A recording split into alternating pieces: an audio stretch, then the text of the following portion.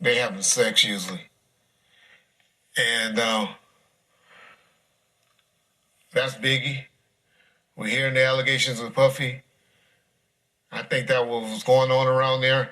I think those niggas were some sexual demons. All right, bro, we got to put this into perspective, man. I don't like all this talk going on the internet about people being sexual demons. Now, Reg, I understand what you're doing. You banging death row on the low, even though you're a civilian now and you're trying to make content and you're trying to, be a better person. On the low, you're still banging death row. You still got a flag inside your pocket. It might not be outside your pocket, but you got it inside.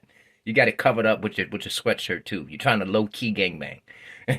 You got a real big sweatshirt on, and the back of your sweatshirt is covering up the flag. The flag is neatly tucked inside your back pocket with a sweatshirt covering it. So you're low-key gangbanging, as I say. So every time you take a shot at Bad Boy, I can't really say it's coming from a place of genuineness. I think it's coming from a place of I'm still repping. I'm still back in 96. Fuck these motherfuckers, bro. That's what I think about Reg. But I respect it because, hey, sometimes you got to have an arch rival in life. You know what I mean? But it's like this, man. I was around in the 90s. I was around in the early 2000s. And I had an older brother who was a player. My older brother had sex when he was 9 years old. Was he wrong for that? Was the girl wrong for that? Well, my brother's always been a popular dude. He was a very good-looking guy, light-skinned dude, green eyes. All my life.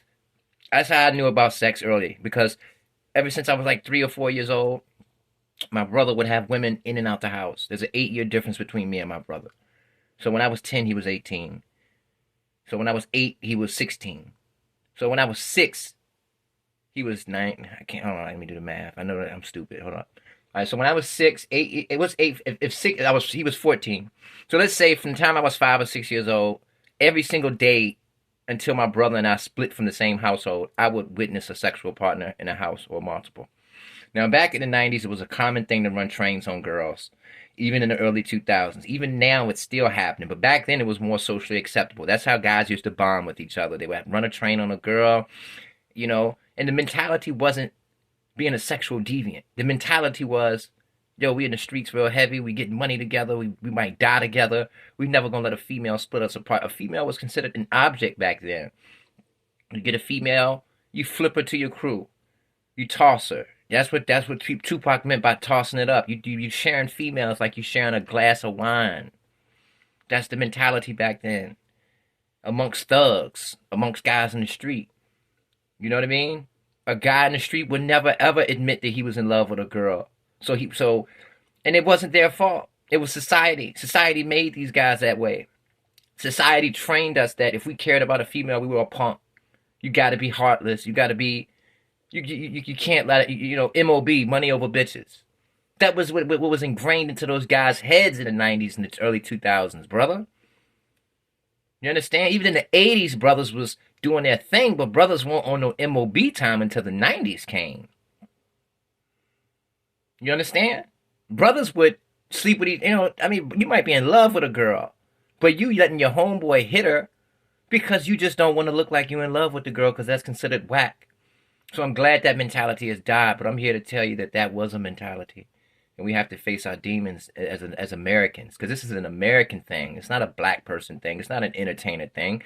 It's an American thing. Why do you think why do you think Osama bin Laden hated America? Because the energy that we have is very sexual, very violent. We're the most violent country on earth. We're the most sexualized country on earth, and we're the most powerful country on earth. With power, you can do whatever you want to do.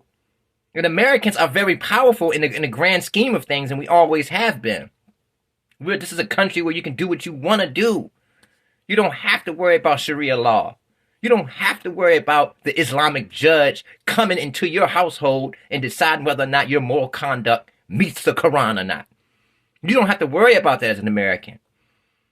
So this is not a problem with entertainers. It's an American problem. Look at the statistics. America is we have more deaths than every country in the world put together. Put El Salvador, Syria, Afghanistan, Iraq, Israel, Palestine all together, and they will not have as many deaths as maybe 10 of our cities. 10 of our cities have way more deaths than 10 countries.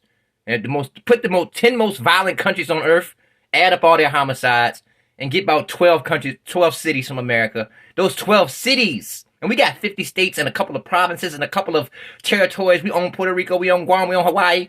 50 states, Alaska, the U.S. Virgin Islands. Come on, man. Come on, man. That's a lot of territory right there. And I'm talking about 12 cities. 12 cities has more homicides than 10 countries. The 10 most violent countries on earth do not have more murders than 12 of our cities. This is an American issue right here. This is not an entertainer issue. Americans are fucked up people. We've been taught to be fucked up people. And that's just what it is, man. Peace.